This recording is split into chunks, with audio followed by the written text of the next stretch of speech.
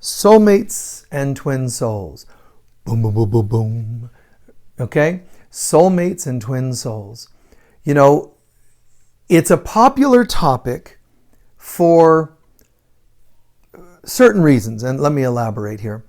It's a popular topic because people have this deep program that we're separate from God, therefore separate from each other, therefore there's this after effect called emptiness inside. We then look for completeness in another person, and sometimes in really horrible looking ways, addictions and codependence and all that, but sometimes in really romantic ways, such as having a fantasy version of love that might not even be reciprocated, but the fantasy is better than the nothing that you're feeling, the emptiness. And bear with me here, because I know it's challenging to hear some of this, but some of the concepts with soulmates and twin souls is highly romanticized for the purpose of trying to fill a spiritual void that isn't really there. We are complete within ourselves. Now here's the paradox. We are complete within ourselves. However, we are also one with everyone else. And so in that sense, you wouldn't need a twin or a soulmate or whatever, a twin soul or soulmate. Let me explain again, but you wouldn't need a twin, a counterpart to complete you ever, because we're already filled. We're already one, whole. However, there is indeed a certain amount of an understanding that has to be there as well, that we're all connected. So here's how things look at the end of the day. At the end of the day, we're one. And therefore, there would be no need to, to need anything from anyone else. The door. So we look at this and we say to ourselves, well, when we have other people, I feel more complete. That never lasts. Think about it. It never lasts. And if it does, it would still be just a special relationship, a romantic relationship that is more of a gifting relationship rather than a karmic one. At the end of the day, it's like this. We're already complete and not needing anyone or anything else. So there is no one that can complete us.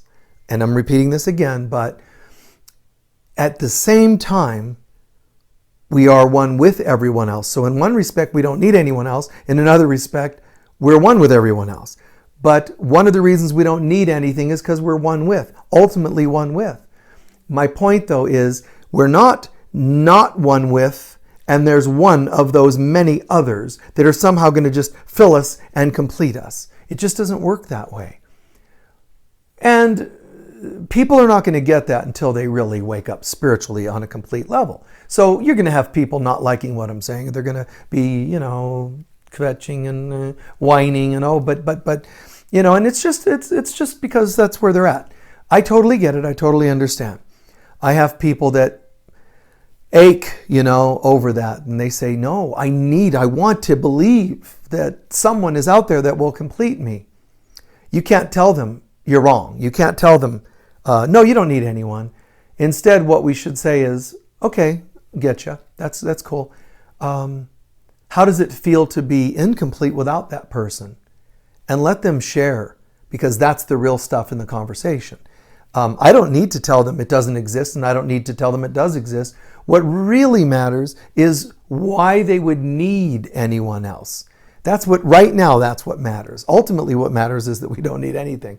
But till people get to that point, let's just be beautiful people. Let's just be nice and let people talk about, what it is that would make them feel like they need someone else. So all that said, we're going to consult an old manual. It's called the Book of Love. You may have heard of it. It begins, chapter 7. Oh, I wonder who wrote the Book of Love. Do you remember that song? Anyway, just kidding.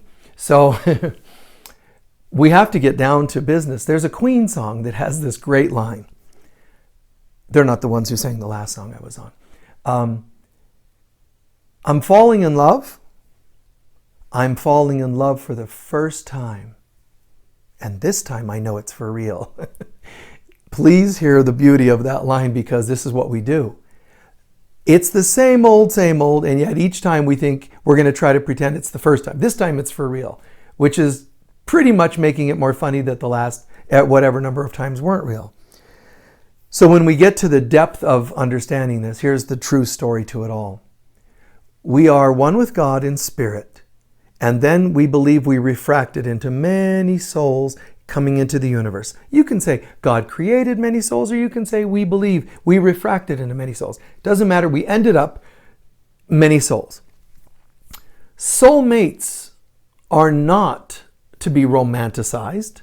Soulmates are not, oh, I met my soulmate. You met a soulmate. All of us are ultimately one, therefore everyone is eventually your soulmate.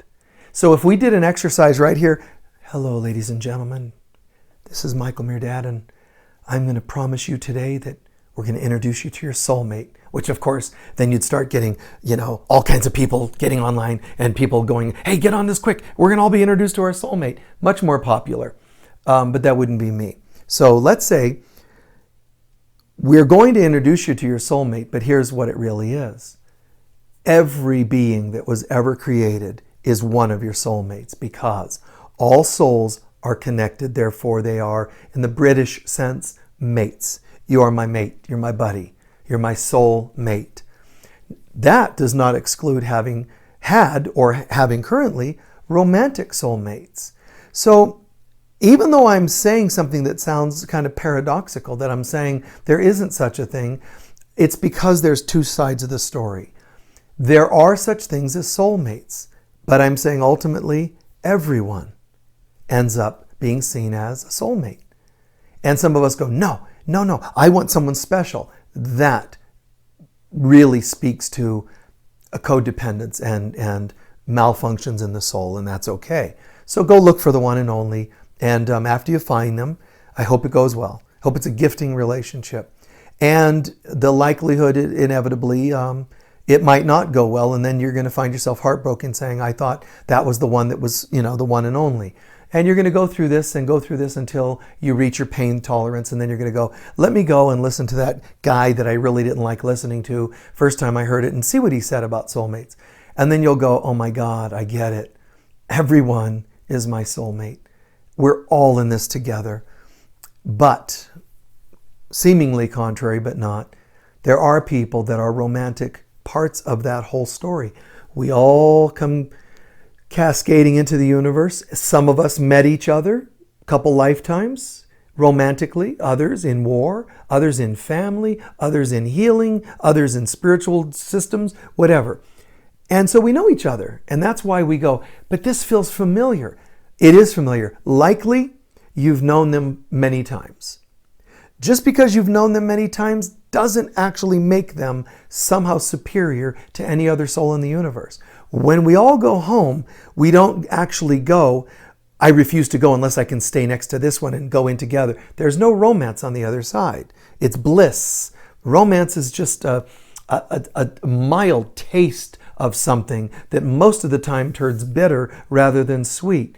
If we know how to be properly romantic or in romance, then we will experience something that's sweet. But most people, it goes bitter. Why? Because they didn't really enter it in a healthy mind. So we come cascading into the universe.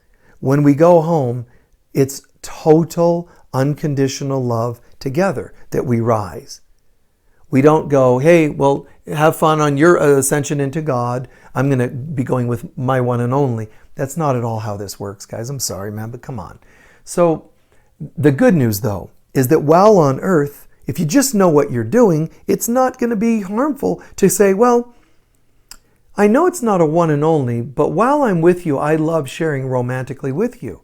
Whether that's intimacy, friendship, a teammate, a schoolmate, or any other kind of connection you feel. So soulmates are people that feel familiar with one another. That's it. And when we go home, we will all remember feeling quite familiar. Oh, I remember us, and that's bliss.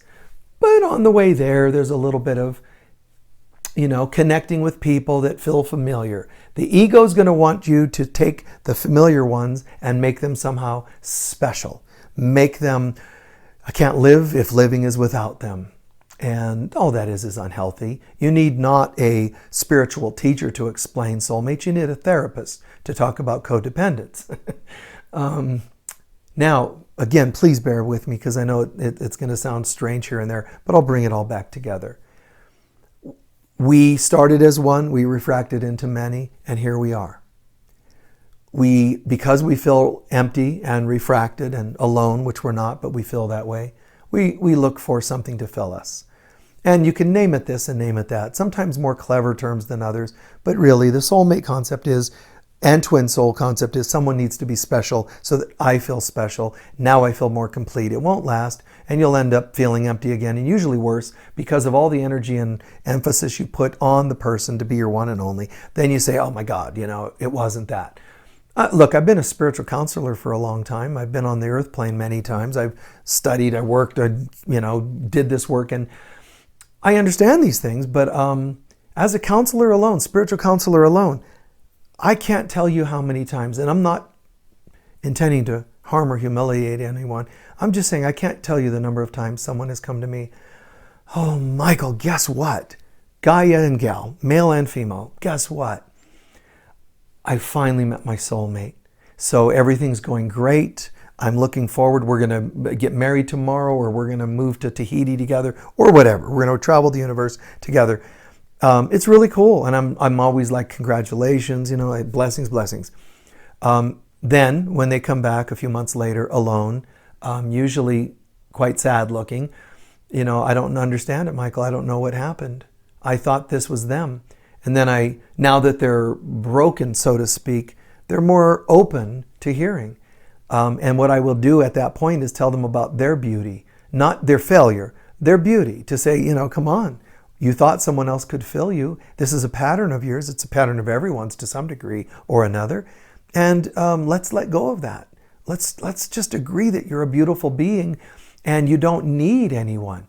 When you get that and you recognize your own completeness, your own interdependence, then all of a sudden it's like, oh my God, I get it. I don't need anyone. I am everything I need. And now I can choose maturely, spiritually maturely, to share with others. And someone I am going to connect with a little more than another. And they are a soulmate, as everyone in the universe is. But this one's a romantic soulmate. I know them. I recognize them. My one and only? No. No. You've been around, man. You've lived lifetimes. Everybody's got a little bit of the cosmic hoe in them. We've all done this and that. You live lifetimes. You've killed and been killed. You've been male. You've been female. You've been up. You've been down. Everybody's got a little of that. The one and only isn't there. It's someone you recognize. So, it's okay just to say, I recognize them, but is this a healthy memory? Or is this just a reason to hook up with somebody, or another concept of my emptiness being filled somehow with or through a romantic notion? So everybody's a soulmate to one degree or another, but to be more accurate, ultimately everyone is a soulmate. But more specifically, it's true. You will recognize some people more than others, which sounds like a contradiction. So there are such things as soulmates, and they will feel unique, but that's because they're romantic soulmates. There are others. You might feel more affinity with a one sibling than another. Why? Because you probably have more connection in lifetimes with them than another. And they're soulmates. And that might yuck you out because you think soulmates are partners. No, it's affinity. Wow, I feel that. Wow, cool. Just recognize it for what it is. Love everyone that you don't feel an affinity with. Don't move in with all of them that you do feel an affinity with, and keep it kind of level-headed. And recognize it's okay for me to have had, relations and intimacies. So if you felt attracted to someone when you were 20, and then you thought they were your soulmate, and then another one at 30, and then another one at 35, Am I doing something naughty? Am I being unfaithful to my one and only? No, that's just life. It's romance, it's connecting, it's breaking off, it's karmic relationships, it's gifting relationships. We all have done that to some degree or another. And at the end, it's just better to say, I get it. And wow, and yet, my goal is not to find my one and only. My goal is learn what I can from the karmic relationships and give thanks for those. The lessons I learned, not for the karma, but the lessons I learned. Then turn and also acknowledge the gifting relationships. Those are the ones that are soulmates without antagonism, but soulmates that are gifts. And by all means, yes, to take it full circle, yes, that's wonderful. Light a birthday cake, get a party hat and noisemakers and say, wow, I got one of those. And it's beautiful. I mean, count your blessings if you found a gifting relationship. Just don't call it your one and only. It is a gifting, beautiful relationship, probably from somewhere else. I have met people in this lifetime. I'm not the type that typically says, Sumeria, right? Do you remember me? Oh my God, it's been so long. I'm not the type. I'm not the type to walk around and say, you owe me some money from ancient, Chaldea. You owe me some money from ancient Britain or whatever. I'm not one to mess with that stuff. I can see and recognize people. I understand that the love, even being a teacher and having students come in and go, whoa, what is this guy? And they often romanticize it because people are broken. But we break the brokenness and get out of that when we start to say, wow, what is this? First of all, we've probably done this before. This person may have been a teacher of mine before, may have been a friend of mine, whatever. Don't get it too specific, such as, hey, you owe me $20 from another lifetime. Get out of that and soak in the beauty of it. More like, wow, it's so cool to see I am meeting so many old friends. And the ones that are karmic, how can I bring this to healing and release them? In a way, you could say the people you don't want to believe are your soulmates are the ones you most need to bring to a blessing. All people, all beings. A lot of times when I do healing with people and they want to heal something with a relationship, I ask them, whether it's somebody they love or challenged with, whichever, I often ask them to imagine, if it's appropriate, to bring that other person's soul into your soul and just feel like a harmonizing, a blending of forgiveness, a compassion, and a release, like so. And some people will go, oh my God, my deceased mother, I feel her now, and that's fantastic. And there's a camaraderie. It's very cool. Or my sister who passed away, or whatever. So they integrate these beings and they really appreciate it. Sometimes people they were challenged with, they feel, God, I feel a little more harmony. That feels good. But here's the secret. Even though it feels good to do that with one person here and there, at the end of our days, every soul will end up integrated into our hearts. Every one of them. There's no exclusion. They're all equally important. There's no one that's special. I've said this many times. God does not see any of us as special, and we should not be seeing anyone as special. You could say, unique in that I live with this one, unique in that one's my child. Fine, but not special in the sense that codependent special, like you give me something I don't have already. You make me feel complete, or you're the blame for my not feeling good. Those are codependencies, both positive and negative, and they're both technically negative. So just be open to the idea. In one respect, I'm asking you to do this. Spiritually be willing to say, okay, not easy, but I accept. Spiritually, we are all soulmates and one. Okay, try and breathe that in. Even if you start to go, but just please try. It's actually exquisite. We're all soulmates. How cool is that? Also, what about the people I feel unique connection with? Go ahead and feel it. Don't make them one and onlys. Don't make them your salvation. Just see them as Likely I've known you before. That's all. And let's have fun. We probably had fun before. How do we know that? Because something feels really light now. I've probably been your mother before, or you've been my father before. How do we know? Because one is still trying to parent the other. You can tell from the behaviors. Look at your relationships, past and present. Do this exercise now if you don't mind. Look at any relationship you'd like.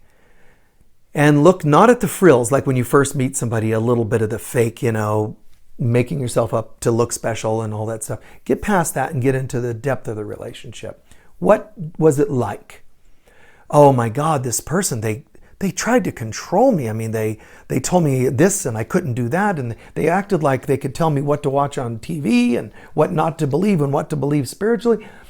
Sometimes just use your imagination and say, where might I have been with this person before?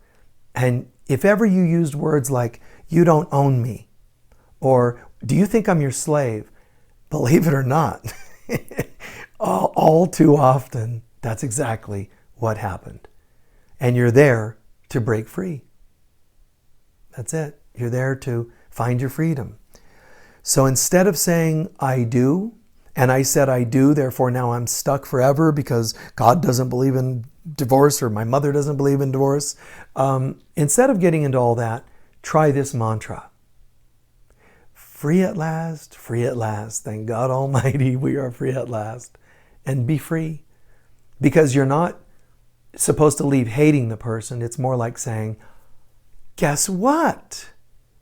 You may not realize this, but we actually signed a contract. I became your slave and I mentally still believed that that was true. Somehow God has sent us back, or spirit or souls have chosen to bring us back so that I could end that contract. I think I'll do that right now, and break free. Sometimes relationships are like, look, I'll take care of you forever, little sister, I'll take care of you forever. And you come into this lifetime and you feel bound to care for them and carry them around literally sometimes because it's an old, karmic contract. I would say to you that if you feel those or if you know of those, it doesn't mean you have to break every one of them, but you can transform them, transcend them. So you don't have to say, for example, let's say that you were a child of mine in another lifetime and I lost you somehow and I just feel terrible. What I need to do in this lifetime is not overly dote over you, not overly create a codependence with you so that I make up for the last lifetime, because that doesn't make up for it. It only sort of does. It only alleviates and combs the knots out of my guilt. That's all, and it helps me feel a little bit better. If you were to interview God and say, God, I had this child, I lost them in another lifetime, I just felt such regret, I should have done more to keep him alive, or I should have protected him, or whatever, God would not say and does not say, oh, you know what you need? You need to go back and for 5 lifetimes now, put a leash on them, never let them out of your sight. That's not God. God would say to you, what would you need to be free? What would you need to feel peace? What would you need to find peace, honey? Well, I don't know, God. Well, God says, use your imagination. Let's do that together. You feel terrible, don't you? Okay. Well, then cry a little if you want. Let's get that out of your system. Now what else do you feel like you need to do? Well, I don't want to lose them again. Okay. But people and things come and go on this planet. You can't control that. Why don't you tell me instead, sweetheart, what did you feel when it happened? Failure. I let them down. Lonely. So your contract with them is actually not as much what you thought, which is, I owe them. You're actually projecting your own guilt and shames onto them, saying, if I can make it up to you, I won't feel as much of my stuff. And that person cannot do that for you. And so you can end up having several lifetimes with them trying to work out one issue. For what purpose? It could be done in the holy now. So just be willing to look at what's really behind it. And, God's love and compassion for us, angels, loved ones, everyone with a good soul will say, hey, we're all there for you. Let's do this. Let it out of your system and let's process it. There's an amazing movie that someone, introduced me to, and just a short time ago. But if you haven't seen it, it's called The Shack.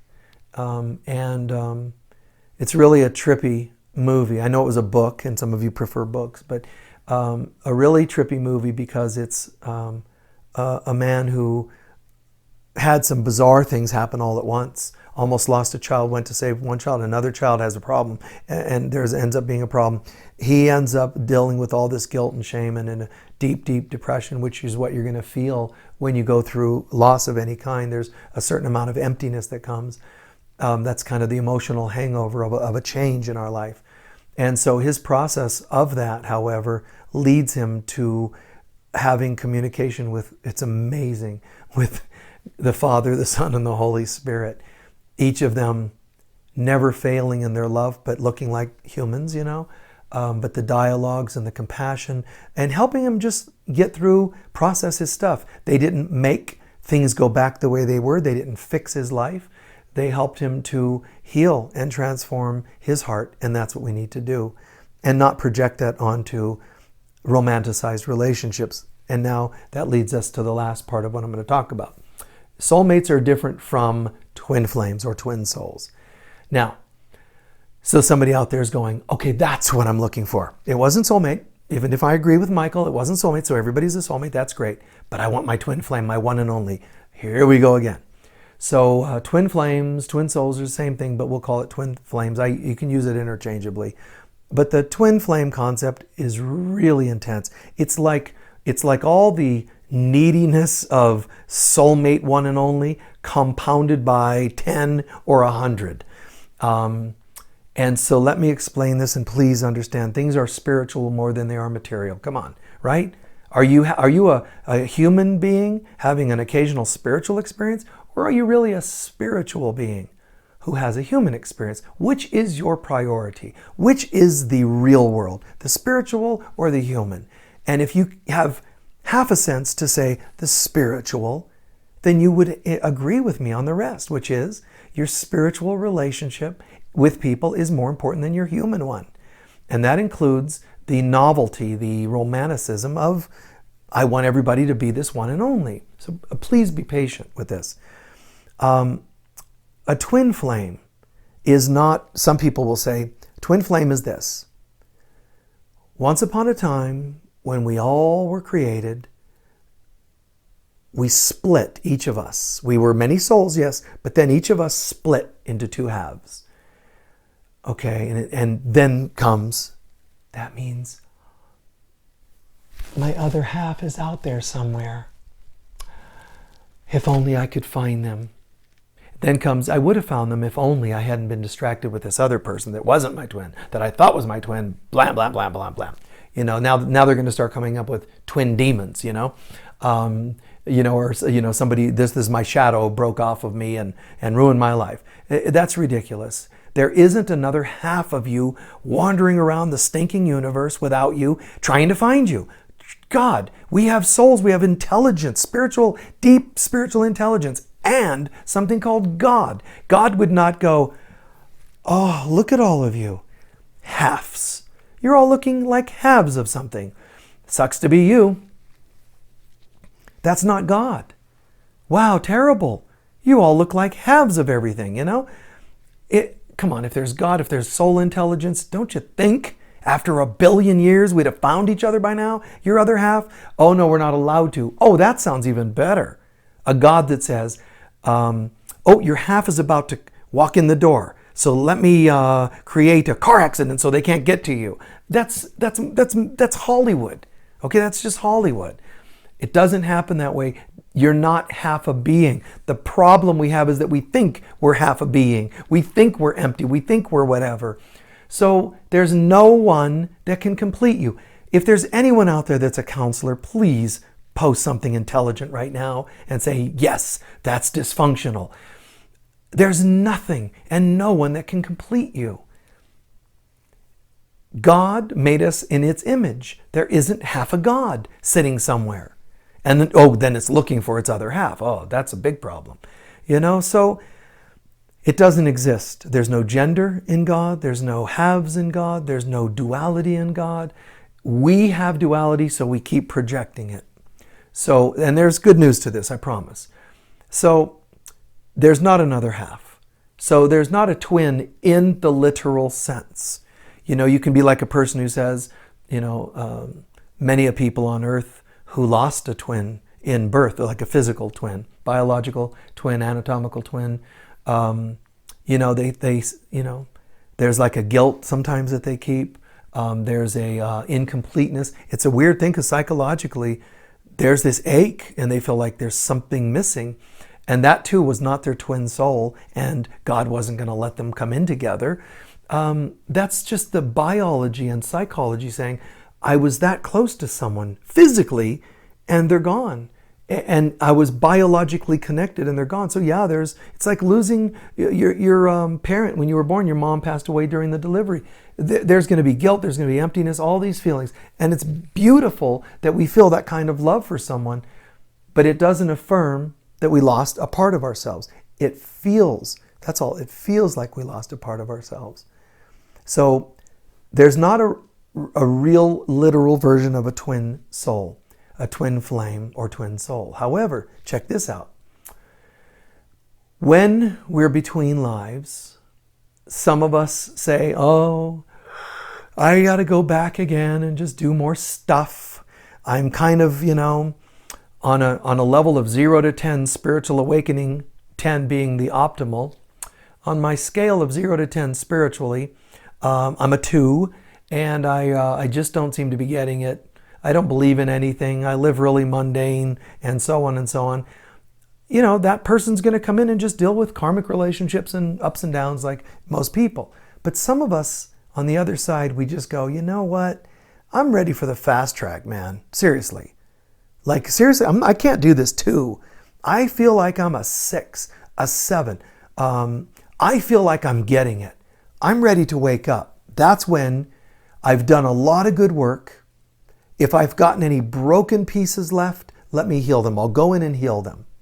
Otherwise, I've done a lot of great work already because I am awake and waking up. It's kind of cool. We get a lot of gifting relationships, a lot of support. People take care of us. People are supportive. They love us. If you're a musician, they listen to your music. They love your music. If you're a mom, your kids just really love you, support you. Everything connects, and it's really cool. Doesn't mean you don't have any challenges, but there's a lot of obvious good karma. Yet, while we're there on the other side, some of us are going, it's not enough for me to just go back and say, you know, I've been doing pretty well, so I'm going to go in and grab some more gifts for myself. You know, I'd like to make a difference, and this is the key. When on the other side, or in this lifetime, any present lifetime, you say, I'm ready. I'm enjoying that I'm waking up, but I'm also aware that I would like to make a difference and help others somehow. Doesn't mean you have to become a national figure or an international pop star. It's, I'd like to make a difference.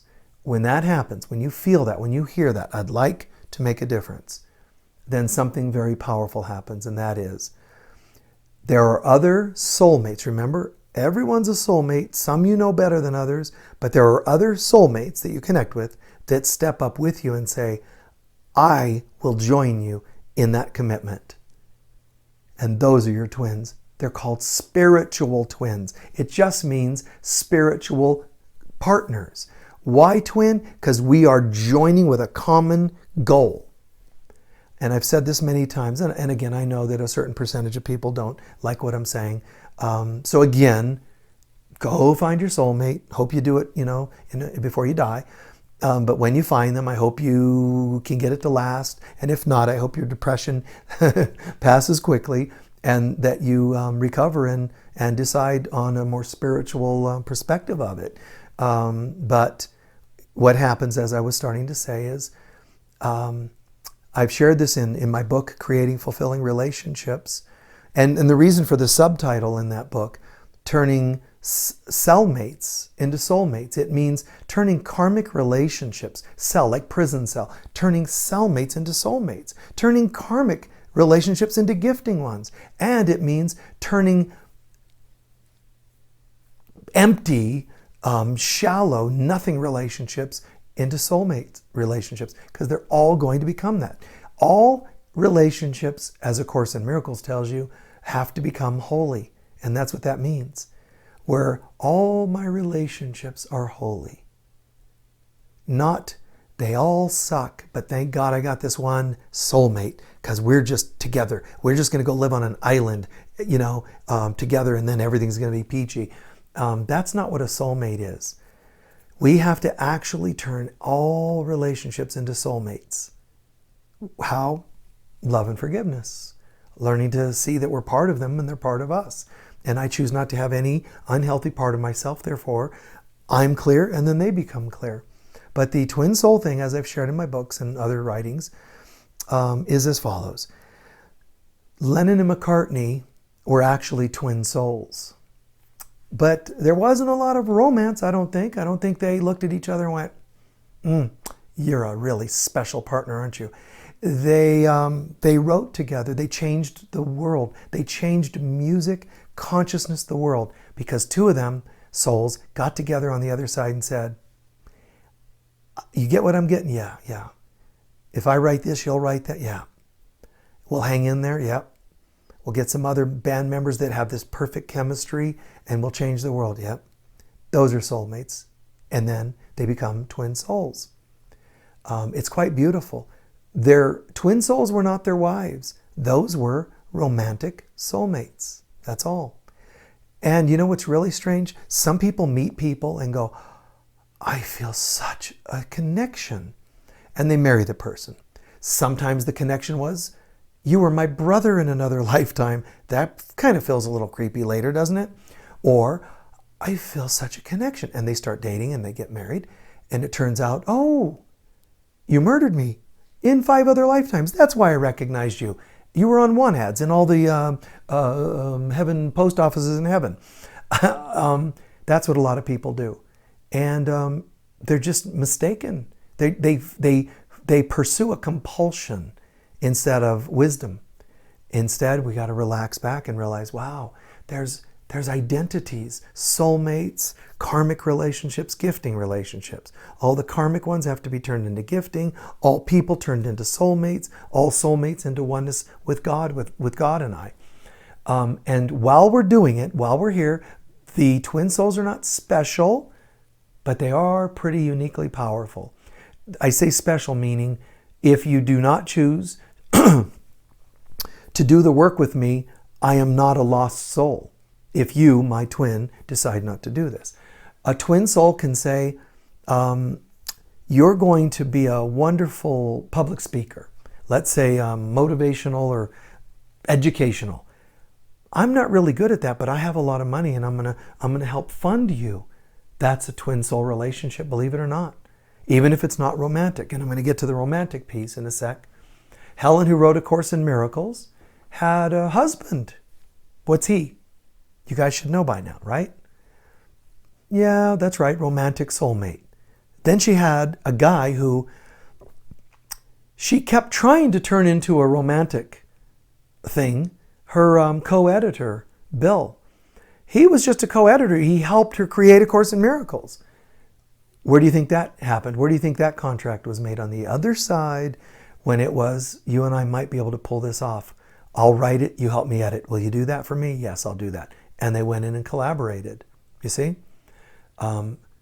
Mother Mary and Jesus were twin souls. I know everybody's, oh my God, no. Mary Magdalene, no, that's romantic soulmate, if you want to look at it that way. But Mother Mary was the twin that said, I'll go birth you if you'll do the work. I'll do the work. You do the birth, I'll do the work. You do the labor, I'll do the other, That's how it works, you see. So Helen's husband was the soulmate romantically, but her editor was her spiritual twin. So this is not maybe the majority vote interpretation. I understand that, which is why I end up having to talk about it all the time, because not because I want to, it's because it's still such a problem for people. If I was wrong, I wouldn't have to say this twice. it would be proven wrong and everybody would be happy with their one and onlys they keep finding. Edgar Cayce's wife was a romantic soulmate. His stenographer who brought the work to the world was a spiritual twin, a spiritual comrade, a spiritual partner, and let's go do this work.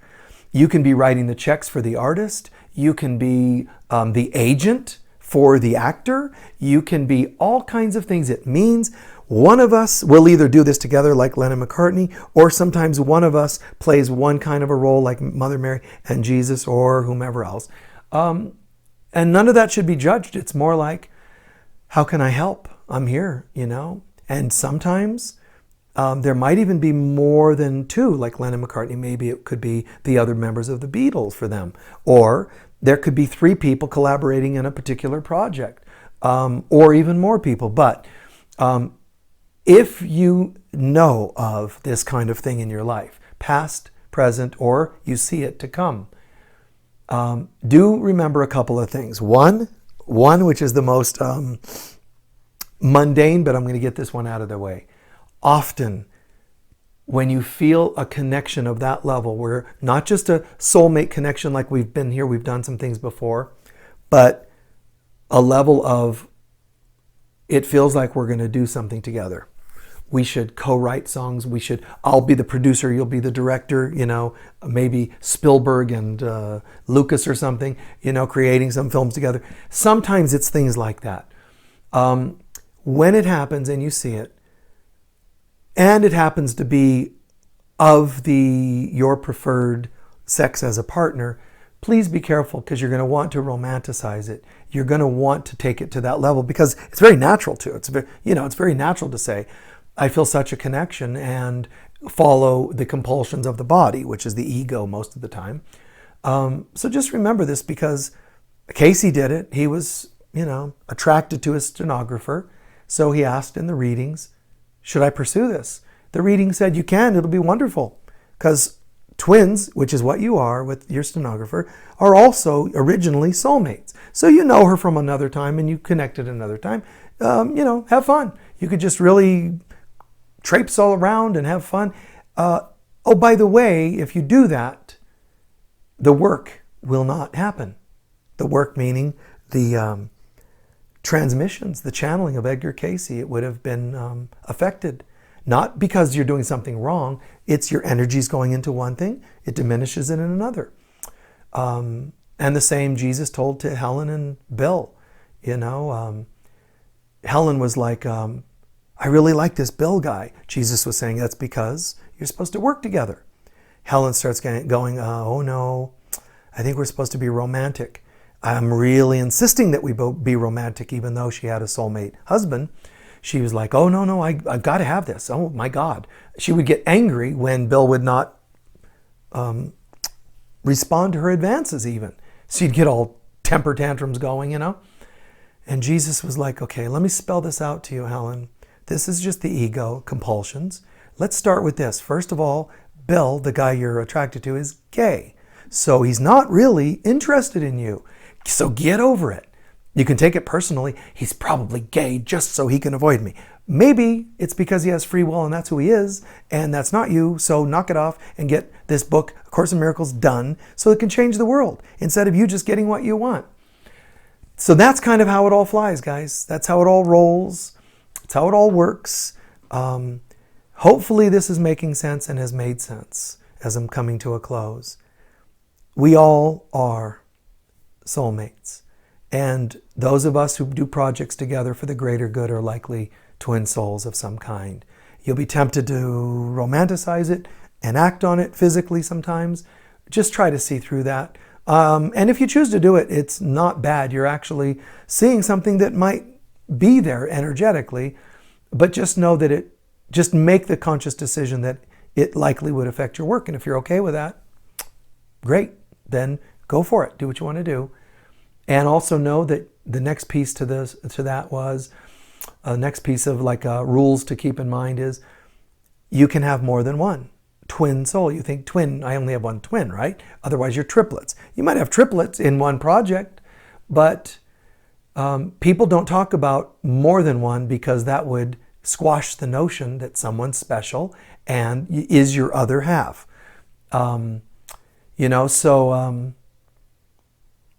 Just do your best to see past it, and see your best to see, I can have more than one twin soul. So if I did a project when I was in my 20s and it felt really clear that there was a project, great. Probably nice spiritual camaraderie, and twin kind of feel. And then maybe when I'm 40, I do another. Maybe when I'm 60, I do another. It's okay. There's more than one. And again, what I've shared today is spiritual. It's maybe not romantic, which some would want. You should probably go to, soulmatehookmeups.com or something, websites, or maybe try romanceenabled.com. Maybe there's something out there for you. Forgive me. This is just, how I'm silly and so forth, because I think humans, we can just be so silly. And I'm not dissing you if that's what you're into. I actually do the opposite. I actually praise you and say, if you only knew how wonderful, how wondrous, how beautiful you are, any one of us is, it would be just laughable to think, how could you know your brilliance and think you're half a person at the same time? How can you know you're made in the image of God and think, but an anomaly took place and half of you is somewhere else? And be sure to travel the world, man, because you got 7 billion people to interview.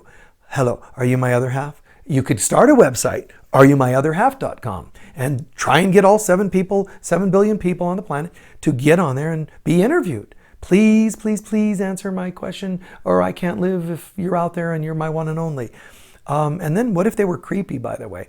So, because in this lifetime, that other half, if there is another half, and there isn't, might not have been in the mood to have fun with you and all that. God, this is so commonsensical.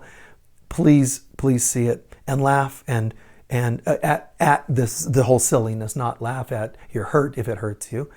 But share a few comments, please, with each other on this.